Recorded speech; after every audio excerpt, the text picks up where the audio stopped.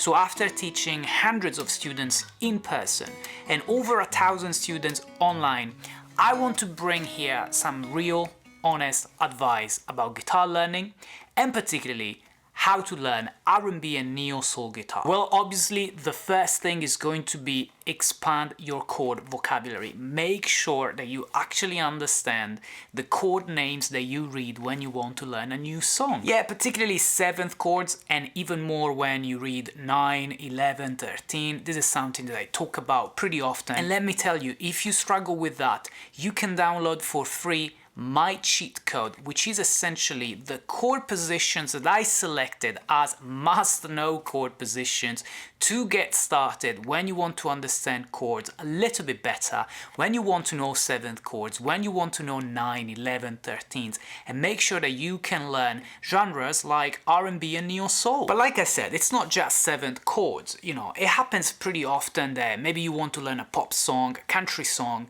and there is simply a C add 9, this chord here. Right. Now, what do we mean with C add 9? Well, this is a C major. You add the 9th, so the 2nd degree, 1 octave higher, to the C major. Now, this is a C major, so C obviously is the root and the octave, so the 2nd degree is D, and that's what we are adding when we play this chord, or even better, this chord. So why this or this are actually the same? Well, because you can play the 1st string open and you're playing the major 3rd, E, or you can play the 3rd fret and you're playing the perfect 5th, G.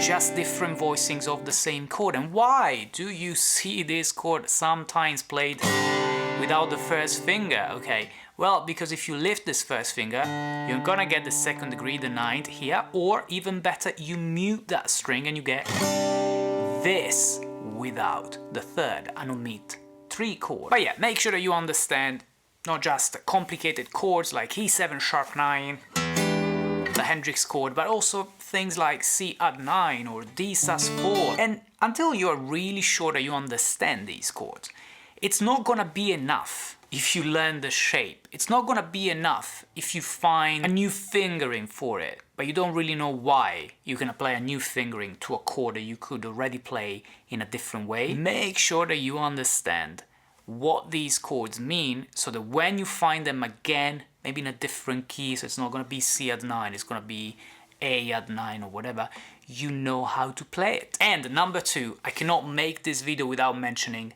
timing. Yeah, obviously we know, we've got to practice with the metronome, we've got to play in time. But this may not be enough. I also want to see you tapping your foot when you play. And if you think that you can play perfectly in time without tapping your foot to the beat of the song that you're playing, well, let me tell you, chances are you're not really in time. And even if you're not too off and you can still make it, you're not confident enough to master the rhythm of what you're playing. And if you don't, people are not going to enjoy what you play, and you are not going to enjoy what you play, because you do feel the difference when you can master the rhythm, when you've got the right feel. In other words, when you play with groove, okay? Make sure that you do spend some time playing slow, boringly slow, to stay in time, tapping your foot to the songs that you play. This is gonna be a little game changer. It's gonna make sure that your timing is on another level. Okay, let's go to number 3. I know that most people start playing the guitar with a pick, to play some campfire guitar. Yeah, that's all good. That's all really, really good. But at some point you may want more, and that is finger-picking guitar. And again, similarly to when we were talking about the chord vocabulary, make sure you understand finger-picking. Playing with your fingers means a bunch of different things, a bunch of different techniques. It means plucking the chords all together, or playing single note arpeggios, right? Or even strumming.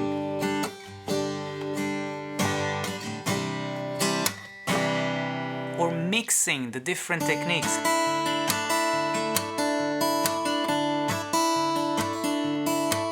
And for each of these techniques, you need to understand which fingers to use, and therefore which finger plays which string. Now, my courses linked in the description below cover all techniques, including a deep understanding of finger-picking guitar.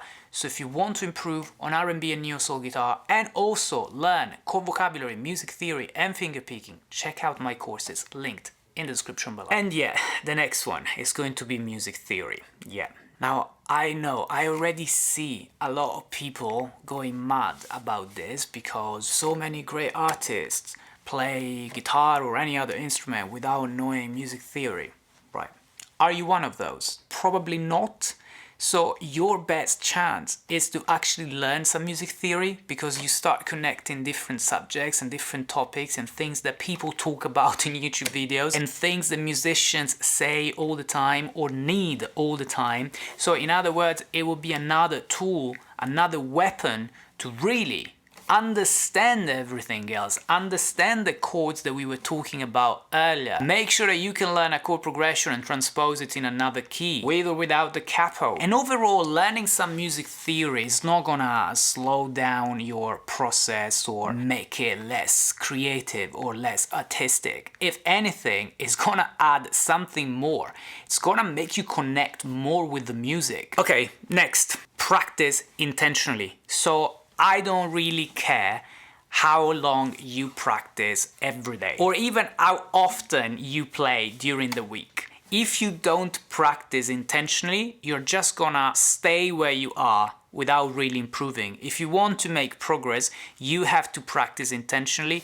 Take notes, establish your priorities, choose 3 subjects that you are working on, and find some time to intentionally practice those things that you want to improve. And they have to be connected to your goals, which may be different from mine or someone else's, right? You want to play soul music, you want to play R&B, right?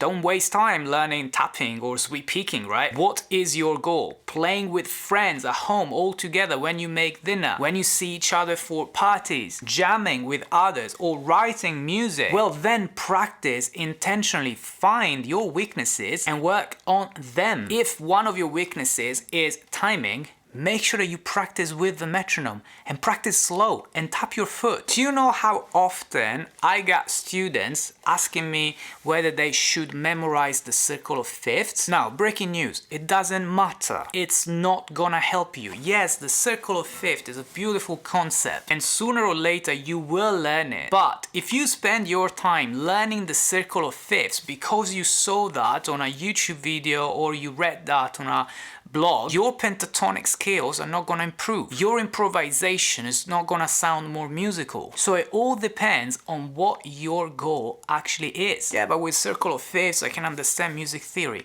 Yeah, you want to tell me that you are getting started with music theory, you still haven't mastered chords that you play on a regular basis, or you maybe don't understand the names of those chords, but knowing by heart all of the accidentals in the 12 keys is gonna help you. And if we want to be honest, it's not just 12 keys, because 5 of them will have a double name, so it's in fact 17 keys that you have to memorize by heart. Or even if you practice pentatonic scales, what is really your goal? Do you want to understand how you can play all of the shapes all over the fretboard in all keys?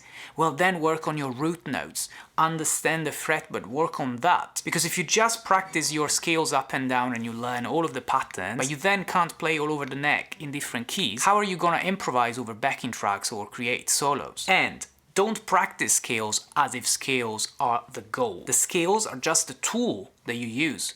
But you need to practice improvisation, you need to practice licks, you need to practice how those scales are used on the fretboard when you want to improvise. And I'll leave you with this. Make sure that you expose yourself to different genres, because the different genres have different cliches, different things that make that style unique. Could be the chord choices, the vocabulary, right, the timing. And if you expose yourself to different styles, you will learn a lot. I would say even a lot about different cultures as well. Imagine exposing yourself to Latin music as well, bossa nova, jazz standards, maybe spend some time learning a couple of standards. Could be anything really, but when you expose yourself, or I should say educate yourself to different styles, you're certainly going to improve. For me, it was a massive improvement when I started learning genres that I never played before. And it's so cool when you can play something on the guitar and someone immediately recognizes the style that you're playing, because it's like speaking a language. So yeah, let me know guys in the comments below if you have any other advice that you would like to add